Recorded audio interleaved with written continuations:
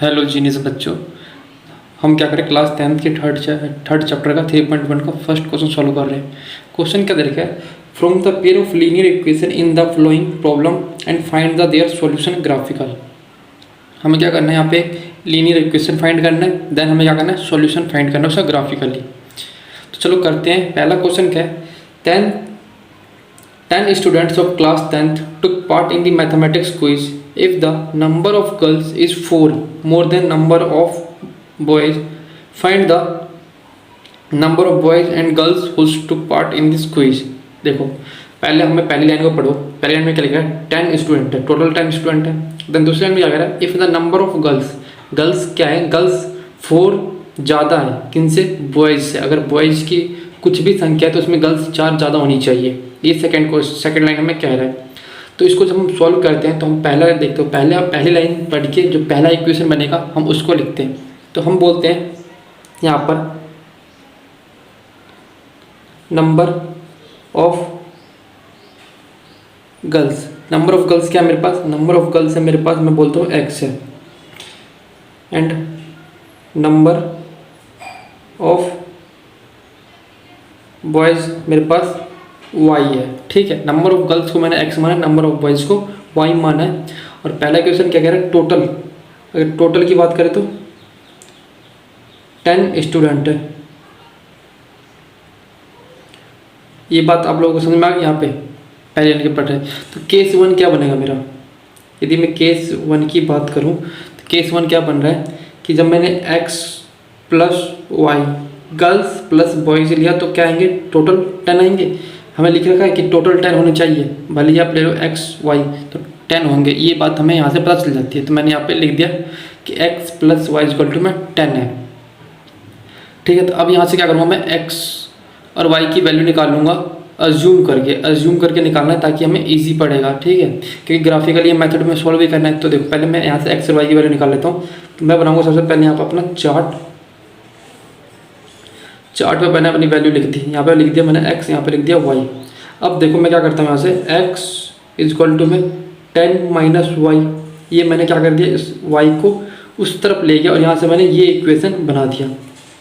ठीक है, अब मैं क्या करूँगा, यहाँ से एक लाइन करता हूँ। यहाँ पे दो इक्वेशन निकालनी, तो मैं दो वैल्यू फाइंड करनी है, दो वैल्यू फाइंड करूँगी। पहले मैंने क्या किया, y की वैल्यू मैंने पुट कर दिया यहाँ पर। आपके लिए y की वैल्यू यहाँ पे पुट कर देता हूँ मैं 4। यदि मैंने y की वैल्यू 4 पुट किया तो देखो x की वैल्यू क्या आएगी, x इज इक्वल टू में 10 माइनस 4 यानी कि इज इक्वल टू में 6। x की वैल्यू क्या आ गई आपके पास, 6। अगला क्या करूँगा मैं, यहाँ पर y की वैल्यू क्या है मेरे पास, x इज इक्वल टू में 10 माइनस y है। y की वैल्यू मैं यहाँ पे पुट कर दूंगा, यहाँ पे 6 आएगा, सॉरी, y की वैल्यू मैं पुट कर देता हूँ 6। जब मैंने y की वैल्यू यहाँ पे 6 पुट कर दी तो देखो x इज इक्वल टू में 10 माइनस 6 यानी कि 4। तो x की वैल्यू क्या आएगी आपके पास, 4। तो मैंने जो पहला केस है उसको सॉल्व करके यहाँ से दो पॉइंट निकाल लिए। दो पॉइंट कौन कौन से मेरे, पहला पॉइंट है 6,4, देन दूसरा पॉइंट क्या है मेरा 4,6। ये बात आप लोगों को समझ में आ गया होगा यहाँ से पहला केस।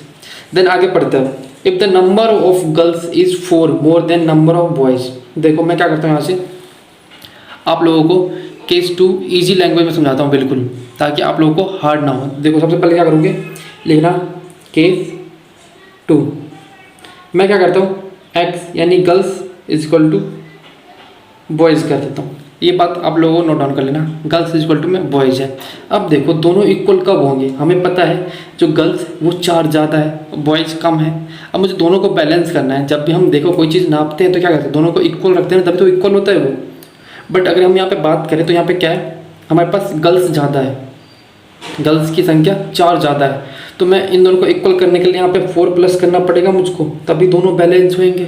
अब ये दोनों बैलेंस हो गए ना, क्योंकि इसमें 4 ज़्यादा है, इसमें मैंने 4 और ऐड कर दिया अपनी तरफ से, तो ये दोनों बैलेंस हो गए। अब ये दोनों बैलेंस हो गए तो मैं फिर से यहाँ पर बनाऊँगा अपना एक चार्ट पर लिखूँगा मैं x और y की वैल्यू। देखो अब मैं क्या करता हूँ, यहाँ से मैं 2 से फिर से इक्वेशन बनाऊँगा। यहाँ पे देखो मैं लिखता हूँ x इज इक्वल टू में y प्लस 4।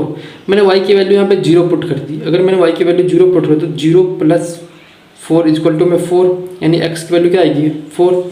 ठीक है, अब मैं क्या करता हूँ, यहाँ पर y की वैल्यू को मैं यहाँ पे पुट कर देता हूँ 6। 6 करूँगा तो ये 10 हो जाएगा। तो हमें कुछ छोटी वैल्यू पुट करनी है, ठीक है ना, यानी ऐसी छोटी वैल्यू कि जो हमारे चार्ट पे बन पाए, जो हमारे ग्राफ पे इजीली प्लॉट हो पाए। देखो क्वेश्चन क्या है, x इक्वल टू में y प्लस 4, यहाँ पे आप कुछ भी ले सकते हो 100 200, पर ऐसा लेना है जो हमारे ग्राफ पे भी रिप्रेजेंट हो पाए, ग्राफ पे भी इजीली बन पाए। तो मैं यहाँ से ले लेता हूँ, मैं यहाँ पे ले लेता हूँ 2, तो y की वैल्यू मैंने ले लिया 2, ठीक है। अगर y की वैल्यू मैंने ले लिया 2, देखो 2 प्लस 4 इक्वल टू में क्या हो जाएगा मेरे पास 6, तो x की वैल्यू आ गई 6। तो चलो अब हम इनको क्या करते हैं, अपने ग्राफ पे प्लॉट करते हैं और देखते हैं कि कौन से पॉइंट कहाँ पे आ रही है, देन हम वहाँ से अपना वैल्यू को फाइंड आउट कर लेंगे, ठीक है ना। तो यहाँ पे मैं अपनी वैल्यू को फाइंड आउट करने के बाद यहाँ पे नोट डाउन कर दूंगा कि हमारी क्या क्या वैल्यू आई है। तो चलो ग्राफ पे चलते हैं। तो मैंने यहाँ पे अपने ग्राफ लिया है, ग्राफ पे सबसे पहले हम ये वाला पॉइंट को नोट डाउन करते हैं। तो देखो ये पॉइंट के लिए क्या करना पड़ेगा, मुझको एक्स एक्सिस पे 6 देखना पड़ेगा। तो एक्स एक्सिस पे 6 देखता हूँ, 6 कहाँ पे मेरा, तो 6 से मैं यहाँ से ओरिजिन से चलूँगा 1 2 3 4 5 6 यानी यहाँ, देन वाई एक्सिस पे 4 1 2 3 4। तो मेरा ये पॉइंट मुझको मिल गया कहाँ पे, यहाँ पे इस जगह पे मेरा ये वाला पॉइंट मिल गया, ठीक है ना। अब देखो अगला पॉइंट क्या है 4,6, तो 4 स्टेप चलूँगा अपने एक्स एक्सिस पे 1 2 3 4, 6 स्टेप ऊपर 1 2 3 4 5 6, देन यहाँ पे आपका क्या मिल जाएगा 4,6। तो मैं क्या करता हूँ, इन दोनों को मिला देता हूँ।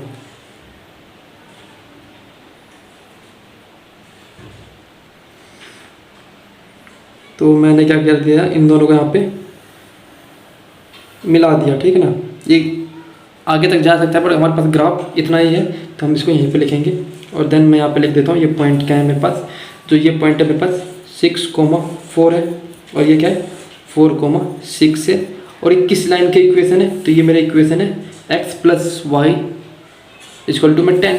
तो मैं यहाँ पे लिख देता हूँ x plus y is equal to में 10, ठीक है ना। इन सब के नंबर होते हैं पेपर में, अगर ऐसे क्वेश्चन आ जाए ना तो आपके इनको नंबर मिलेंगे इन सब के। देन हमारे पास दूसरा पॉइंट क्या है, दूसरा पॉइंट क्या है x इजक्वल x, देखो मैं आप लिख देता हूँ 4,0 एंड दूसरा क्या है 6,2। ये आपके यहाँ से दो पॉइंट हैं 4 और 0। तो देखो 4 कहाँ पे मिलेगा आपको, 4 यहाँ पे मिलेगा, और 0 एक्स एक्सिस पे, एक्स एक्सिस पे 4, और यहाँ पे मतलब आपका यही पॉइंट है, ठीक है ना। आपका ये वाला पॉइंट क्या है, ये वाला पॉइंट कहाँ आपका यही है, ठीक है। देन आगे देखो क्या है 6,2, तो 6 चलो 6 कहाँ है, 2 कहाँ पे आपको मिलेगा यहाँ पर। तो मैं क्या करूँगा, इन दोनों पॉइंट को मैच कर दूँगा।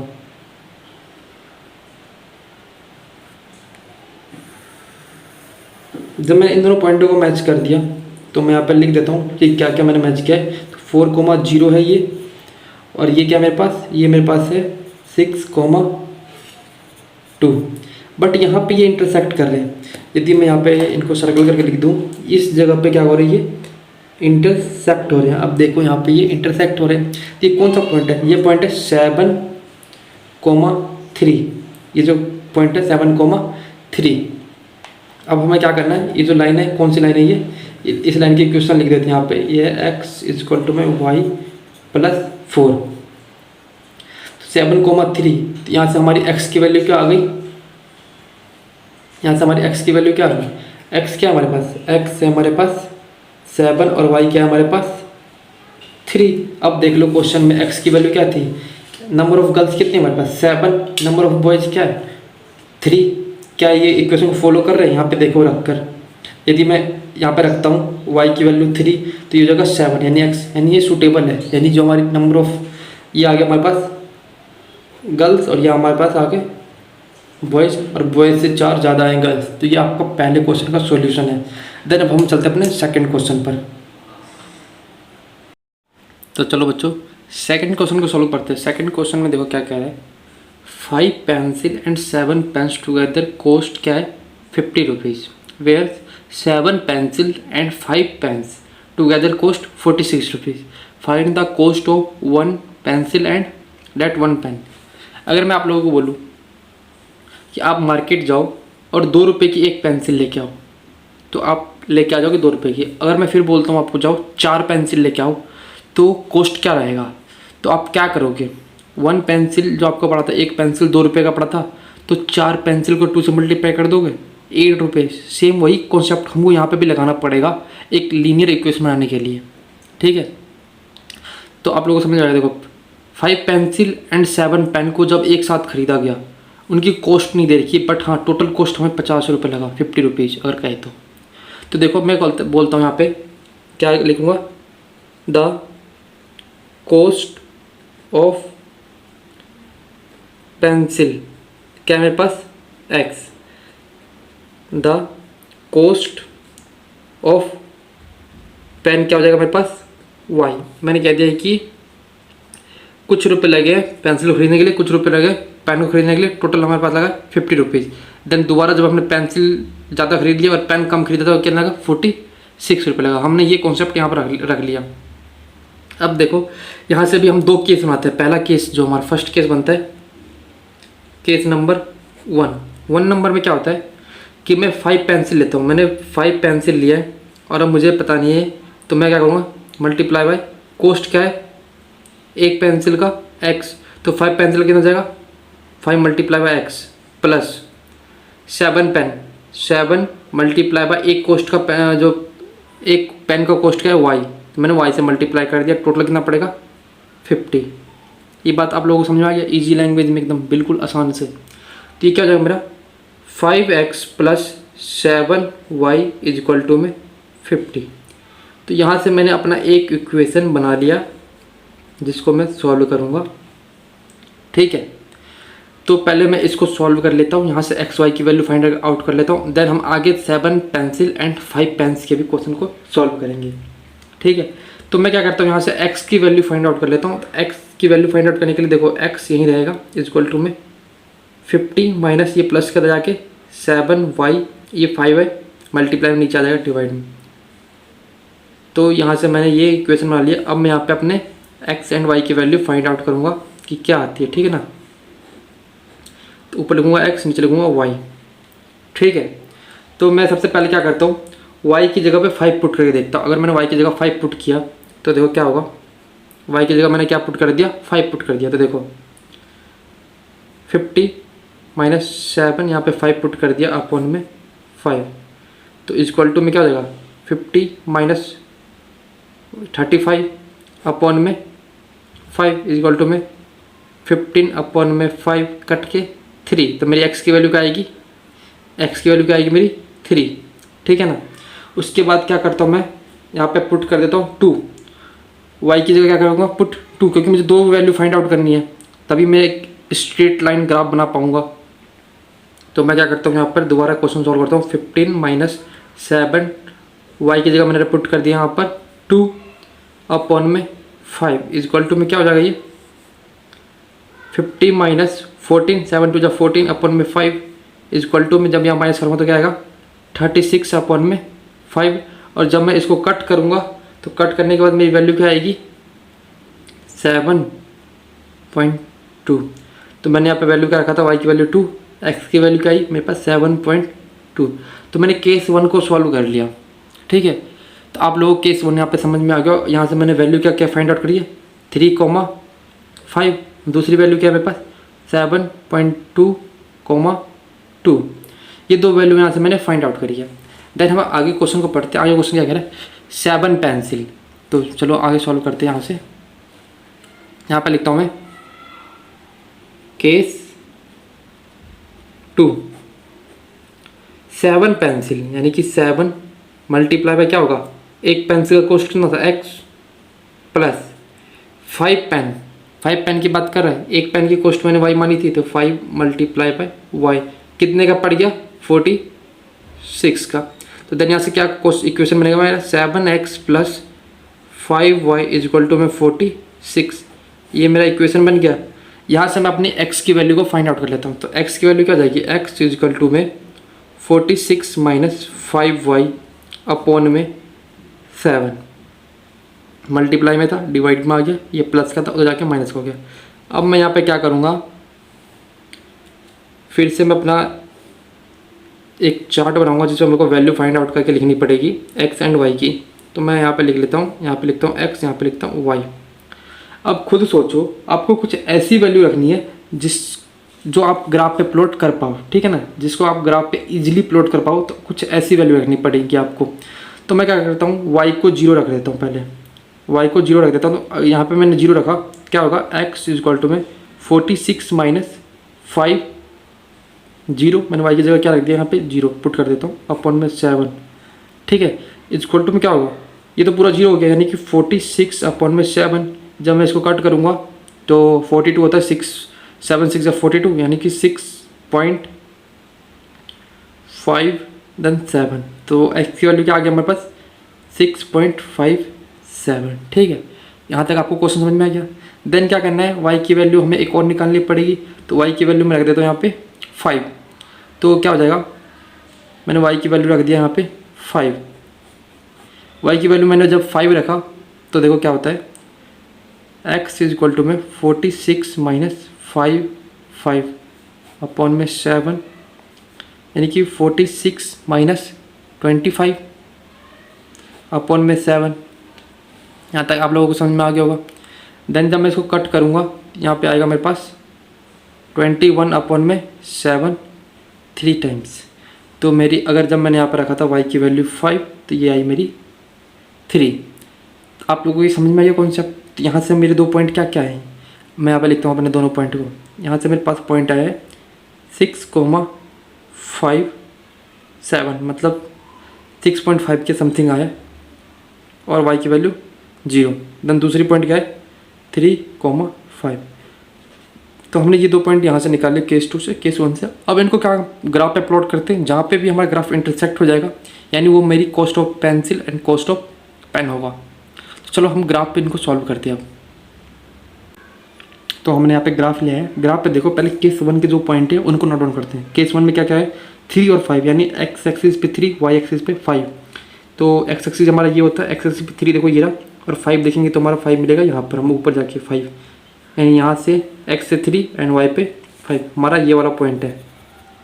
देन अगर हमारा क्या है 7.2 देखो 7 ये रहा, 0.2 हमारा यहाँ पे मिलेगा 0.2, देन 2, तो हम यहाँ पे जाएंगे 2 के पास y एक्सिस पे, ये रहा हमारा दूसरा पॉइंट, ठीक है। यहाँ पे दूसरा पॉइंट है। अब हम इन दोनों पॉइंटों को मैच कर देंगे, मिला देंगे, देन हमारा देखते हैं क्या आता है हमारा।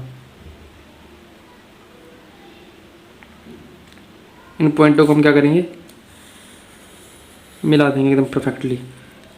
देन हम यहाँ पे लिख देंगे कि हमारे किस इक्वेशन का ये जो ग्राफ बना है ये किस इक्वेशन का है। तो मैं क्या करता हूँ, यहाँ पे अभी लिख देता हूँ यहाँ पे कि मेरे जो ये इक्वेशन है क्या है 5x + 7y = 50, ये इसका ग्राफ है। ये लिखना पड़ेगा आपको पेपर में, नहीं तो आपके मार्क्स कट कर देते हैं टीचर्स, ठीक है ना। देन हम अपने दूसरे जो केस है उसके पॉइंट को लिखते हैं 6.75, यानी कि 6 समझिए यहाँ जाना पड़ेगा, यानी यहाँ पे ये रहा आपका दूसरा पॉइंट यहाँ पर, क्योंकि 0 है y एक्सिस पे तो हमें ऊपर जाने की वैल्यू नहीं, y वैल्यू। देन हमारा x3, अगर x3 की बात करूँ y5, तो 5 ये रहा, यही पॉइंट है, सेम पॉइंट है। अब हम इन दोनों को मैच कर देते हैं।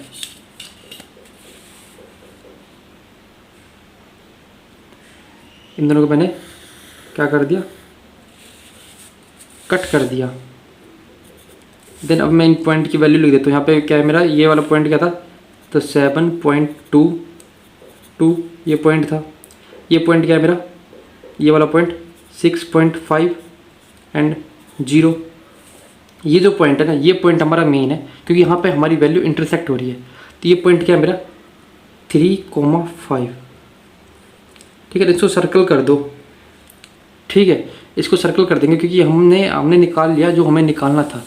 हमें क्या निकालना था, कॉस्ट ऑफ पेंसिल। तो हमारी x की वैल्यू क्या है, यहाँ पे x की वैल्यू 3 है एंड y की वैल्यू 5 है। तो यहाँ पर हमने फाइंड आउट कर लिया जो हमारा कॉस्ट ऑफ पेंसिल है कितना है 3 एंड कॉस्ट ऑफ पेन कितना है 5। x एंड y की वैल्यू हमने यहाँ पे फाइंड आउट कर ली। यहाँ पे हम नीचे लिख भी देंगे, क्या लिख देंगे कि cost of pen and cost of pencil. यहाँ पे लिख देते हैं द कॉस्ट ऑफ पेंसिल, यानी कि x = में क्या हो जाएगा 3 and the cost of pen यानी y = में हो जाएगा आपके पास 5। तो ये आपके 2 आंसर है जो आपने फाइंड आउट कर लिए। देन हम चलते हैं अपने क्वेश्चन नंबर 3 पर।